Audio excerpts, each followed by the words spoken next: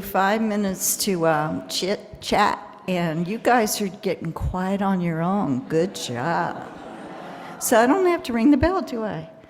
All right, that's good. So good morning.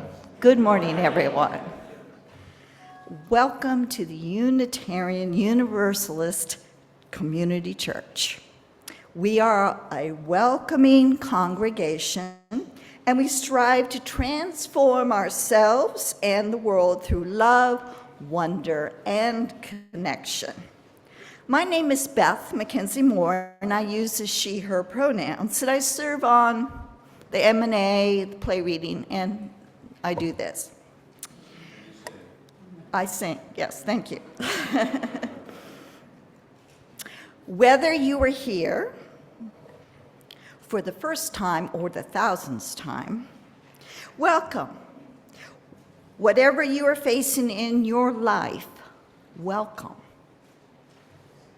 This is a place where we try our best to be real with each other and one another, to get through hard times together, and to remind ourselves and one another of the values that ground us and center us, that motivate and move us. Whoever you are, whatever your faith journey, whomever you love, you are welcome here. We welcome all who seek the sacred and all who seek to make our world more just. Our commitment is to be together in covenant, to live out our values, to work together towards our mission. These are what make a church. These are what makes our church. The mission of this church is to transform ourselves and the world through love, wonder, and connection. So, please join me in our affirmation of who this community is, beginning with that all-important word. Love is the message of this church, and service is our way. This is our great covenant together, to dwell together in peace, to seek the truth in love, and to help one another. Now, rise in body or spirit to join in singing our opening hymn, All Creatures of the Earth and Sky. This is number 203 in the gray hymnal.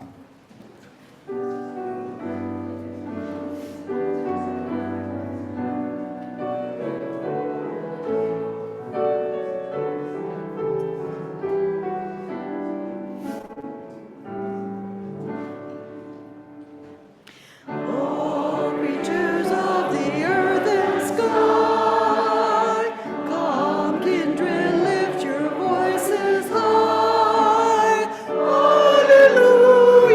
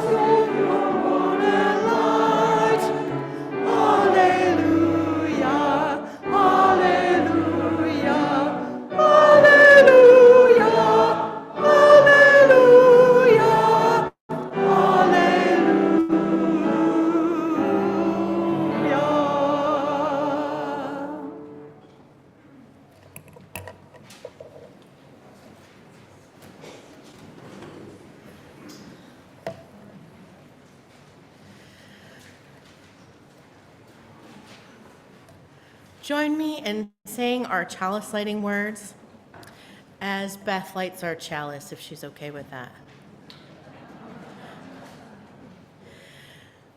We raise this flame as a beacon for all who search to make the world more just.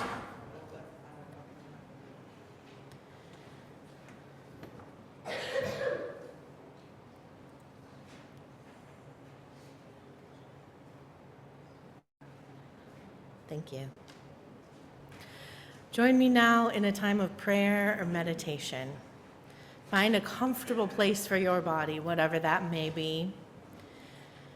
Notice your breathing.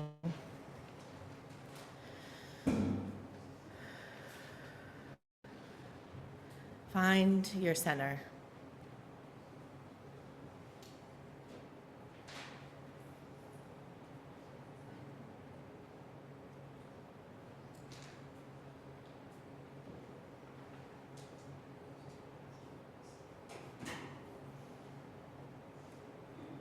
In this silence, allow the names of beloveds to float through your mind. Someone you see every day, someone you see rarely, someone who you don't get to see anymore.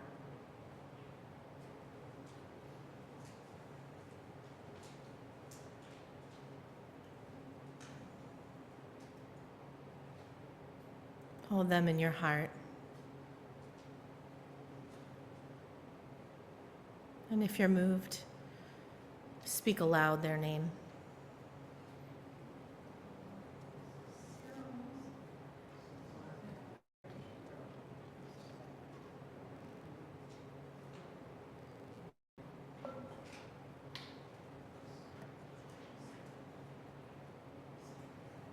The world is scary.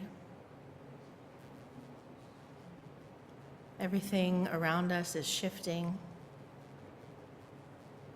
And yet we have with us those we love, all times in our hearts.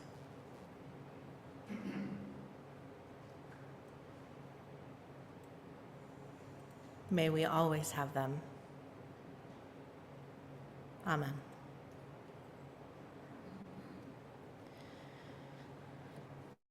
As we come together every Sunday from our own separate lives in our own separate homes, we bring with us a variety of joys and sorrows, fears and hopes. We take our time in our service now to honor those big feelings together. We share this time as a contemplative time, each of us given an opportunity to share within the community what lifts us up, what weighs us down. Today we will light candles of joy and hope for what lifts us up, and we will place stones of sorrow and whatever weighs us down, so we can ease the weights from our spirit. In a moment, I will invite you to come participate in this. But first, if you're online, please put your name in the chat box or the name of someone you want to hold, and put stone if it's a weight, or candle if it's a joy. Now, anyone in this room doesn't want to come forward or isn't able to, raise your hand, and we will do these ritual elements for you. If you would like to light a candle of joy and you don't have it to come forward, raise your hand and we will light the candle for you. Michelle, Gail, Bob, Porter, Jeannie.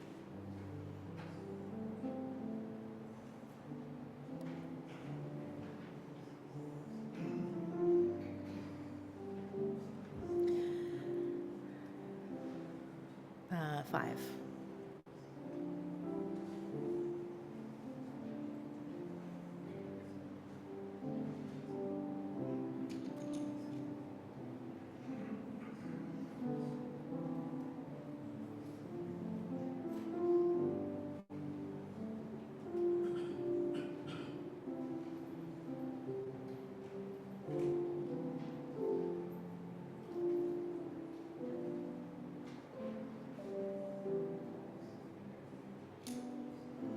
Now, if you'd like to have a stone placed for you for whatever sorrow or weight is in your heart, raise your hand. Diane, Rita,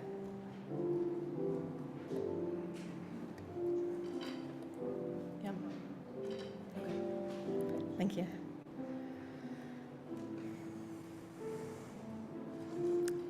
Pat Kanochi.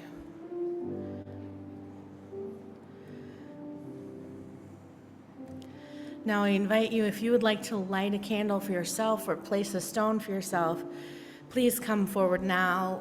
Come around this way for candles, this way for stones, and return up the main aisle.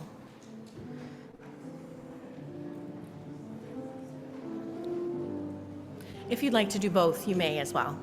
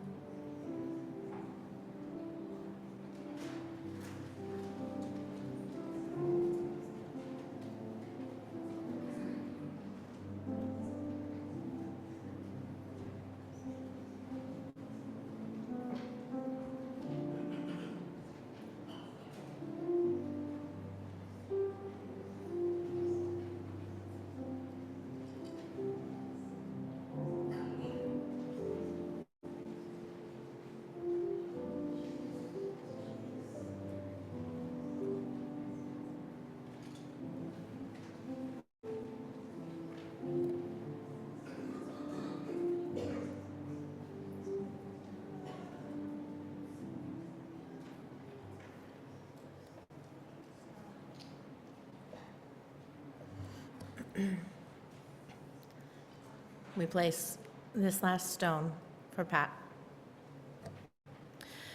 We place one last candle for all the joys that remain unshared. And I will put one more stone for all of the sorrows that remain in our hearts. Please join in singing Spirit of Life.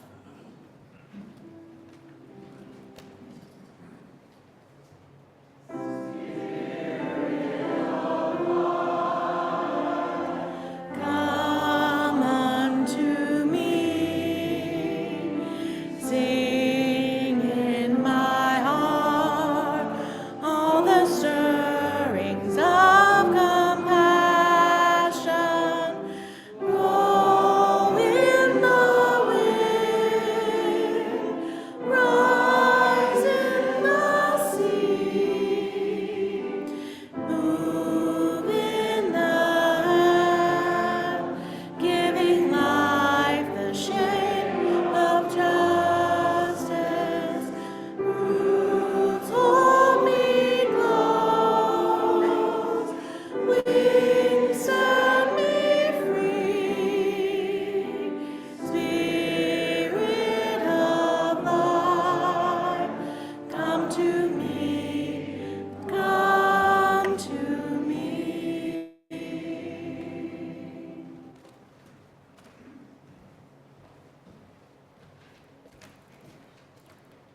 Hi there.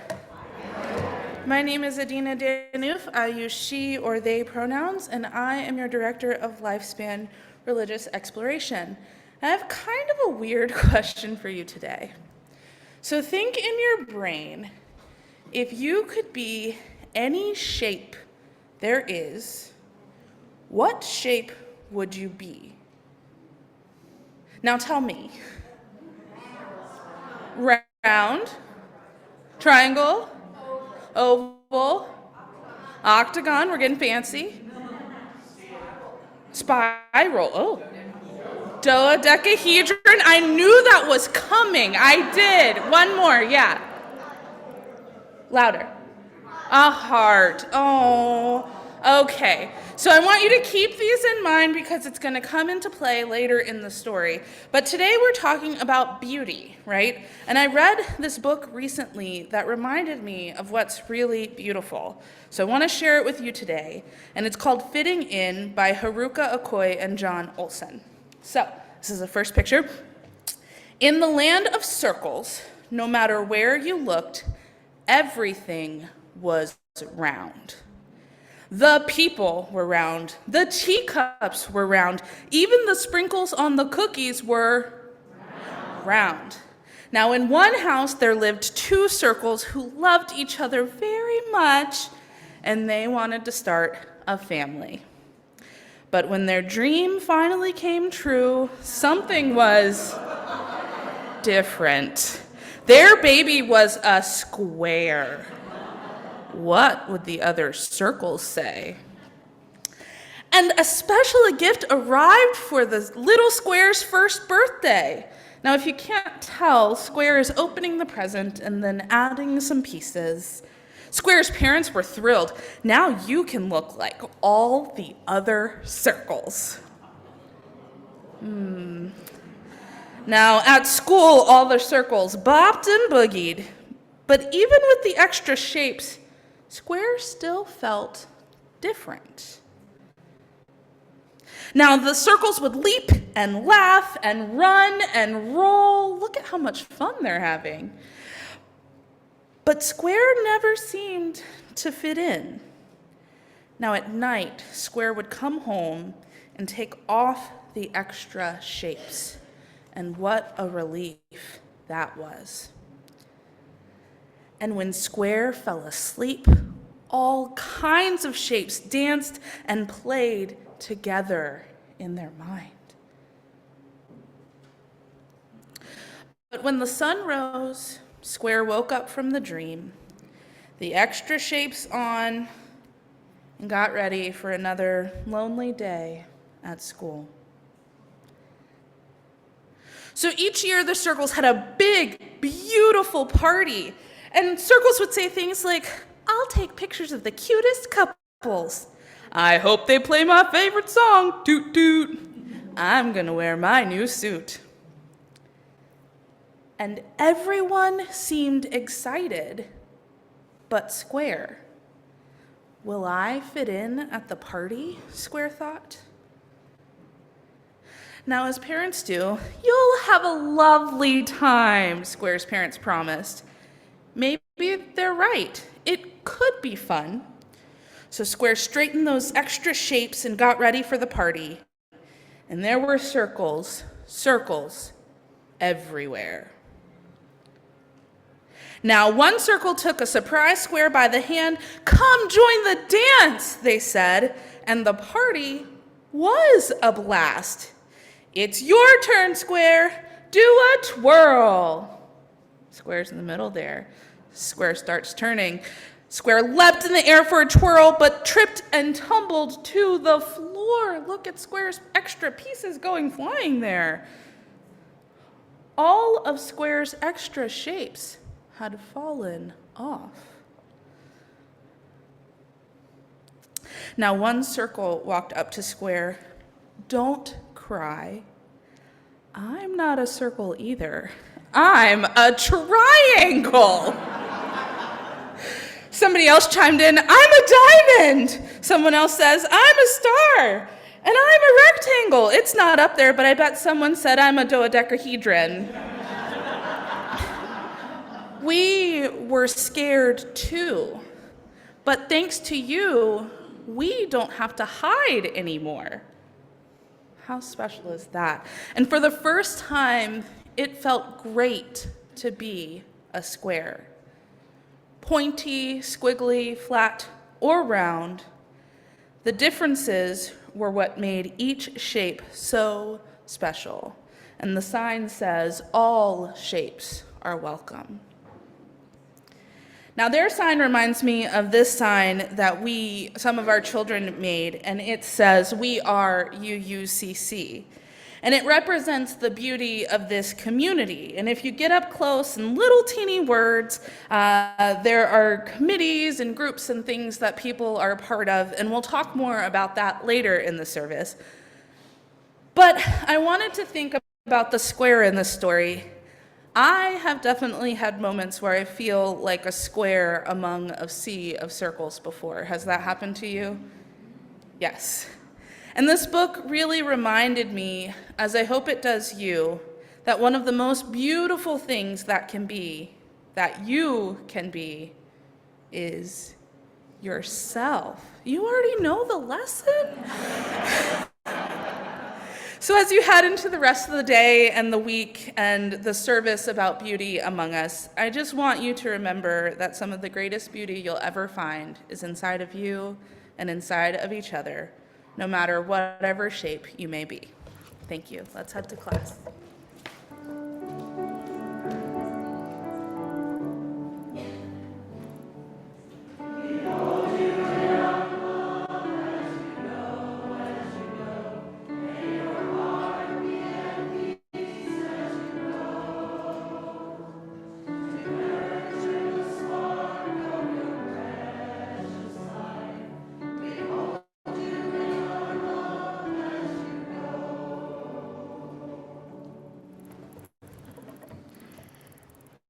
So please join me in our offering and acknowledging all the ways we give to this church and the world.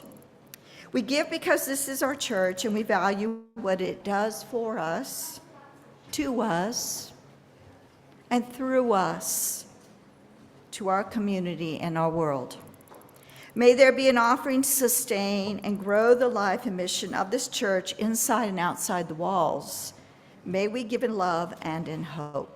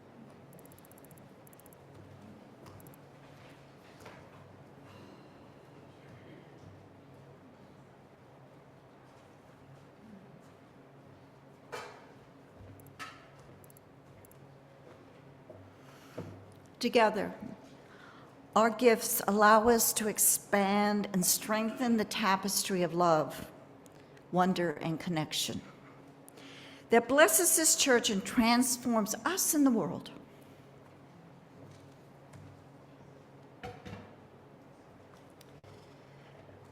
So now is the time you all been waiting for. Volunteer recognition. Ooh, I give that job. I would say stand, as your group is called, but some of you volunteer so much you would just be doing this thing, doing squats, although that's good for us, actually. So instead, if you are volunteer with any of these groups or committees that I will call out, raise your hand when I name it, and we will give you a big round of applause. So this is going to take a while, guys. The very first group, the 30-year history team.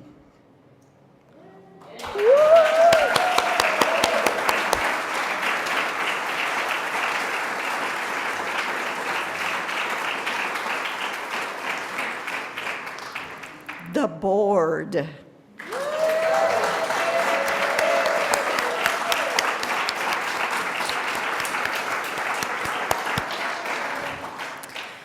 The nominating committee.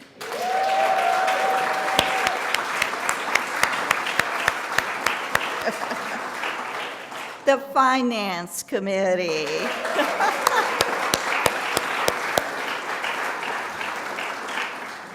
Personnel committee.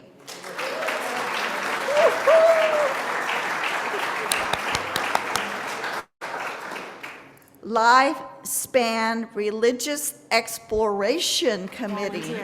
Volunteers. Volunteer for Lifespan Religious Exploration. You in the classroom anytime this year. There's your hand.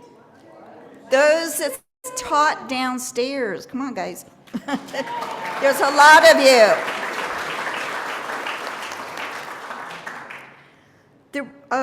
Here we go. The Religious Exploration Volunteers. Same thing. Yay! Oh my, the Church Database System Team. For one church. Woo! In other words, you call it CDS. So when you hear that, that's what it is. Okay. The Membership Committee.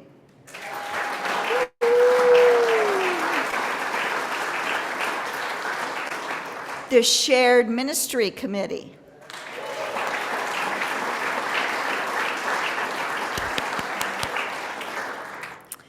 Communications Committee.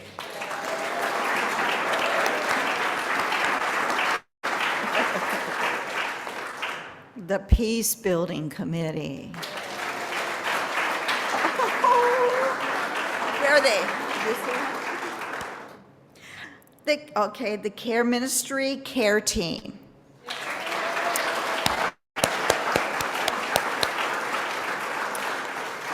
The Care Ministry Lay Pastoral Associates.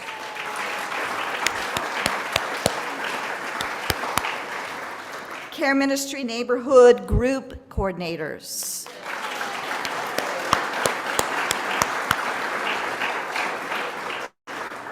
Fellowship Committee. Loud! Fellowship Committee! Woo! Circle.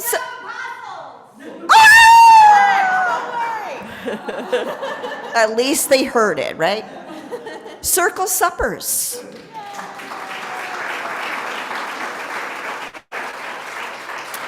Lunch brunch.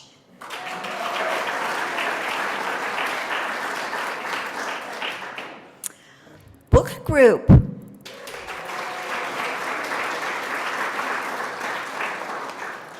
Mindfulness Mondays.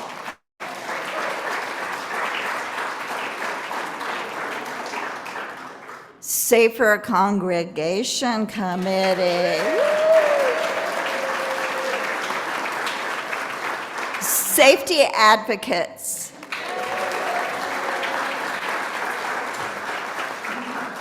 Copyright Licensing Committee.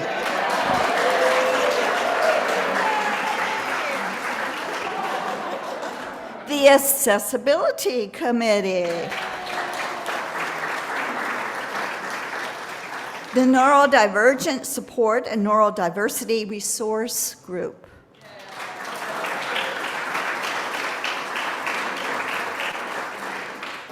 Social Action Ministry.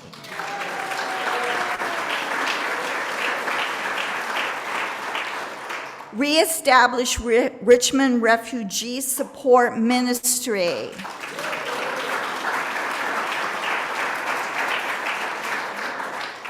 Risk Richmonders involved to strengthen our communities.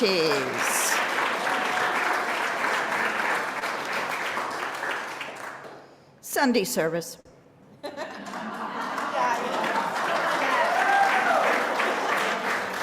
Okay, usher volunteers.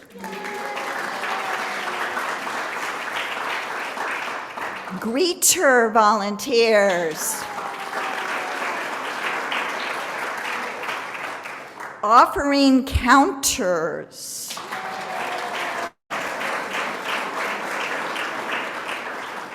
Worship volunteers.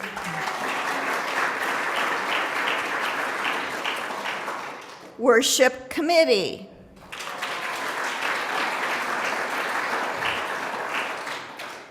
Tech team. Okay,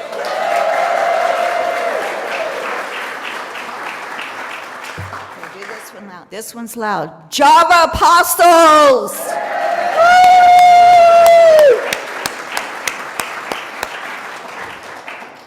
Flower fairies.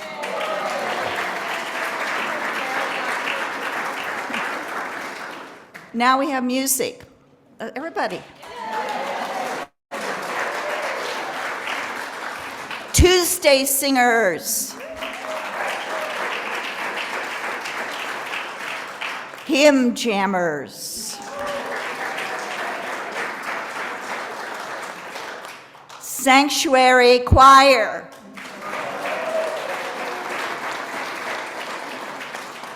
Cawthorn Consort Recorder Group.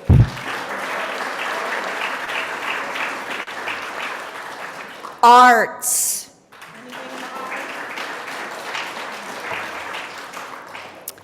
The Music and Arts Committee.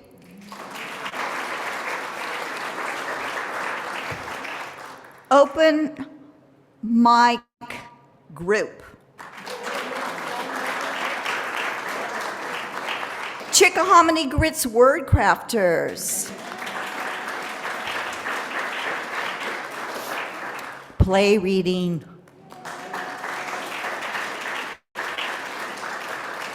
Sanctuary Arts.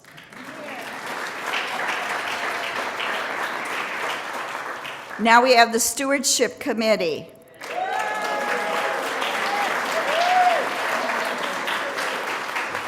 Auction Committee.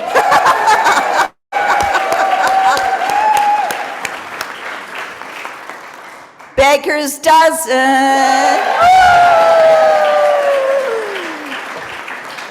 Endowment Committee.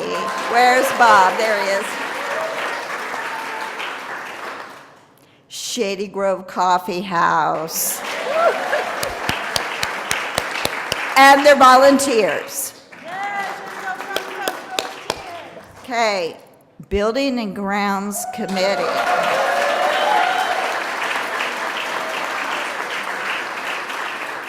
And their volunteers. Spruce Up.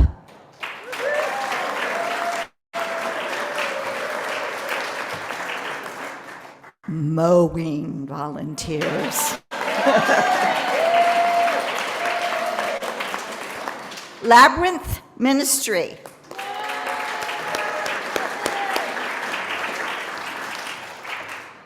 So, my goodness, guys, thank you so much for all that you do for this church.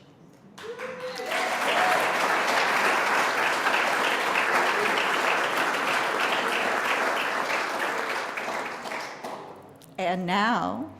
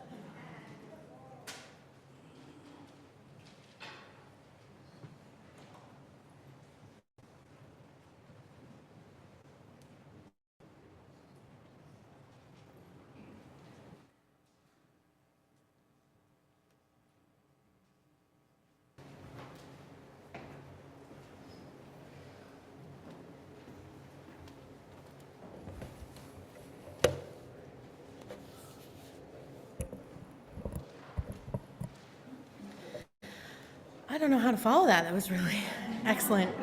Thank you. I'm going to do a reading before I start the sermon. It's A Blessing for Traveling in the Dark by Jan Richardson. Go slow, if you can. Slower.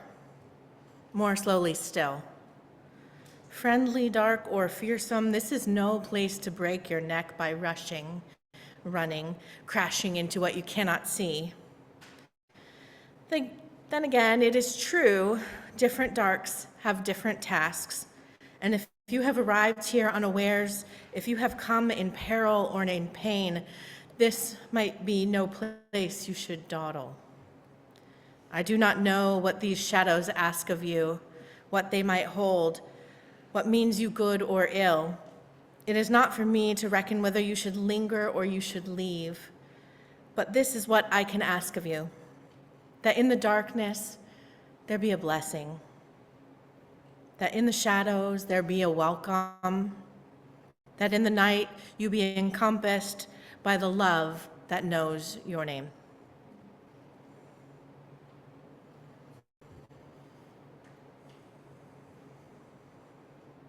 Hurry up and rest. Get your self-care in regularly. Did you have your massage this week? Did you take a nap this weekend? Did you rest up yet? You got to get all that in and done so you can get back to work. Sometimes I wonder, has self-care become the next fad? Has it become something that perpetuates this grind culture and the supremacy of the dollar? Is it the guilt of not taking care of ourselves one way or another to focus our energy, what's actually causing distress in the systems that bind us to living and working at an unsustainable speed? We got to hurry up and fix this problem. Hurry up and save the world. We got to hurry up and keep our sanity. But it's only our responsibility to keep ourselves going. Forget about systemic oppression. Forget about food insecurity. Forget about systemic oppression and capitalism. Forget about how it wears us down and wears us out. In his writing about the great tragedy of speed, David White reflects speed and work as compensations. Speed gets noticed, speed is praised by others, speed is self-important, and speed absolves us. When it becomes all-consuming, though, he says, speed is the ultimate defense, the antidote to stopping and really looking. If we saw what we were doing and who we had become, we feel we might not survive the stopping and the accompanying self-appraisal. So we don't stop. The faster we go, he says, the harder it becomes to stop. We keep moving on whenever form of true commitment seems to surface. The great tragedy of speed, White says, as an answer to the complexities and realities of existence, is that very soon we cannot recognize anything or anyone who is not traveling at the same velocity we are. He says we start to lose sight of any colleagues who are moving at a slower pace, or family, or ill folks in our other parts of our lives. We start to lose sight of the bigger, slower cycles that underline our lives. We especially lose sight of the big earth cycles, the unfolding wave form passing through that's indicative of the world. We begin to lose ourselves, and that is a little bit worse for wear. So hurry up, they said, hurry up, hurry up. Hurry up, I tell myself, you're always late, which is true, I'm always late, ask my family. Hurry up, people will be mad if they have to wait for you. Hurry up, time is money, they say, and they're right when it comes to missing your flight, and they're right when it comes to missing a deadline. The pressure to produce To arrive, to stay on schedule has no relationship to human experience. We are part of nature. We are part of the greater world that moves at its own speed. Relational time, where we have relationships with each other, relational time is different than productive time. If I'm ever late, it's most likely because I've been talking to someone, and I need to make sure that relationship is strong, and that's more important than being somewhere on time. There's never time for grace in a lot of ways, for leisurely listening, for taking the time to make the hard decision in productive time. So slowing down, considering, voicing our concerns, listening to the voices of those who are often marginalized and not making decisions because they need to be made now is the major work of Unitarian Universalist justice these days. What would happen if you were to slow down? Not just take a walk in the woods, which is awesome, you should do that, but not just take a walk in the woods or sit in your bath. It can be life-saving to take those pauses, but what if we slowed down all the time? What if we prioritize relationships over productivity? What if we prioritize sustainability over convenience? What if we prioritize community over individuals? The slow food movement, have you heard of that? Slow food movement is trying to do these things, prioritize local community, local food, taking the time with a food that's sustainable not just for the planet, but for humans. Some of the tenets of the slow food movement are to believe that delicious nutrition is a right for everyday life, to cultivate joyful connections to community and to place, and to advocate for diversity in ecosystems and society. Could you imagine eating only foods that come from the community that you live in? Can you imagine eating foods that are local to the area that you're living? Can you imagine eating every meal with people that you love, taking time to build connections and relationships every time you eat? Maybe you could imagine doing that once a week or once a month. For me, I have trouble imagining slowing down enough to truly get the hang of slow food. I have too often prioritized speed over friction, ease over struggle, my own convenience over the needs of the planet. When I was young, I remember that we were supposed to stop using aerosol cans of things, the sprays, because they were punching holes in the atmosphere.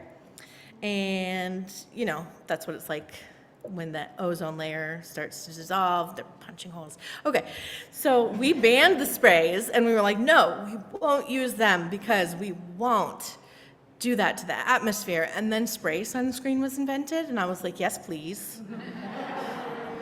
I hate having sunscreen on my hands. It makes me very uncomfortable. But they fixed that problem, right?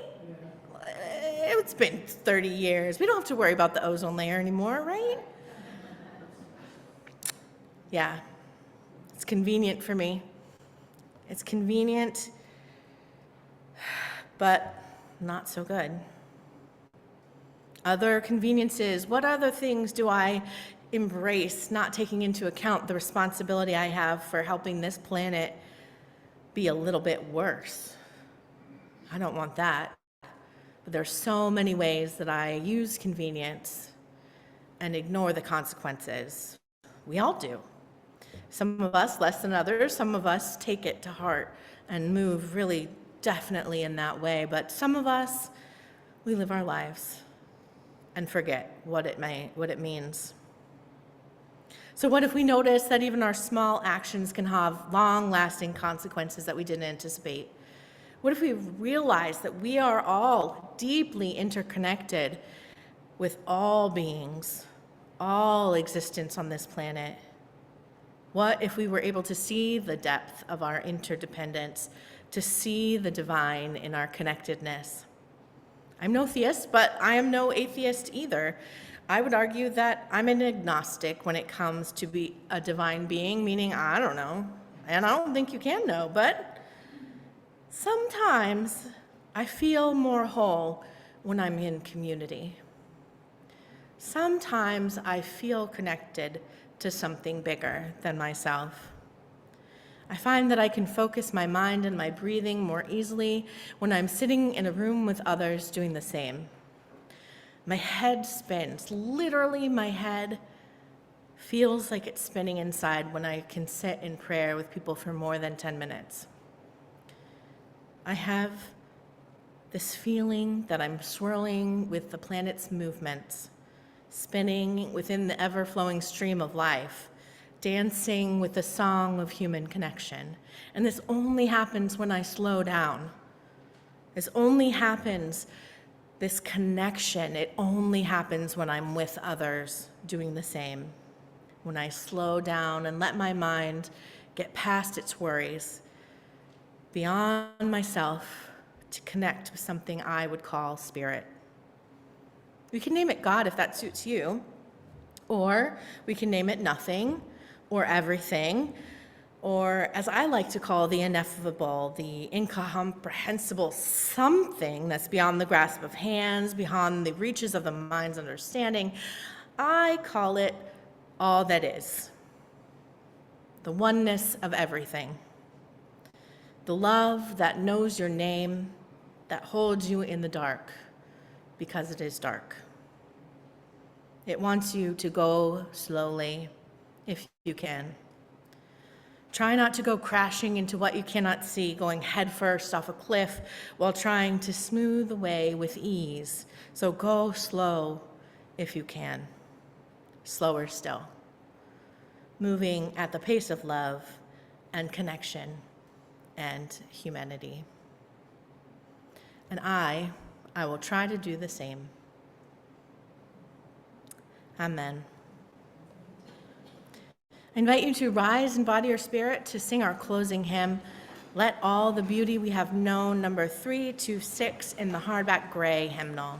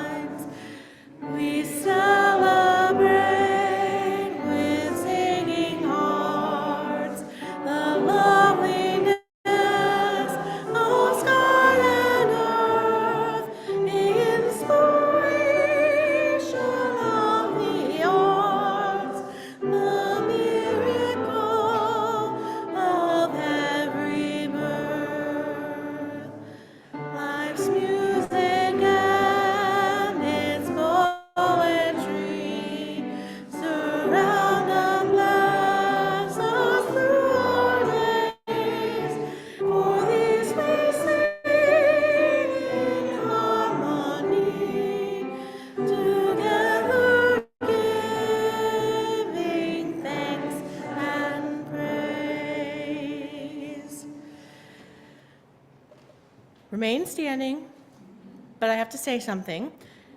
As it's the last Sunday of choir in this church year, they're going to sing us out after the closing words.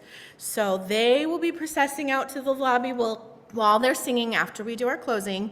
So make sure to stay out of their way so they can get where they're going. And then I invite you now to have the choir join me up here, and anyone else, reach out to those around you to hold hands, or if that's not comfortable, put your elbows out. Connect with one another any way that you are comfortable so that we can be together and know our true selves. When you go, go in peace. Salam and shalom. We leave this place knowing that you are good and knowing that you are loved. Blessed be. Take your dark and your light and your love from this place and share them with the world. And stay safe until we meet again. Amen. Don't forget, after they sing, you come back in for our meeting and then potluck. Okay.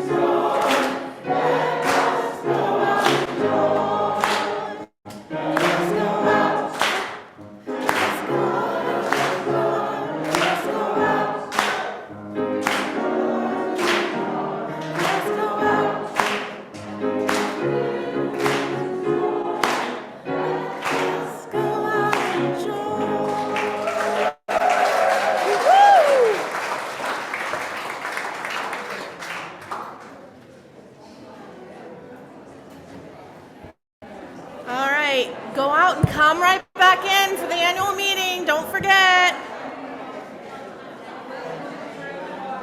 She's got the box.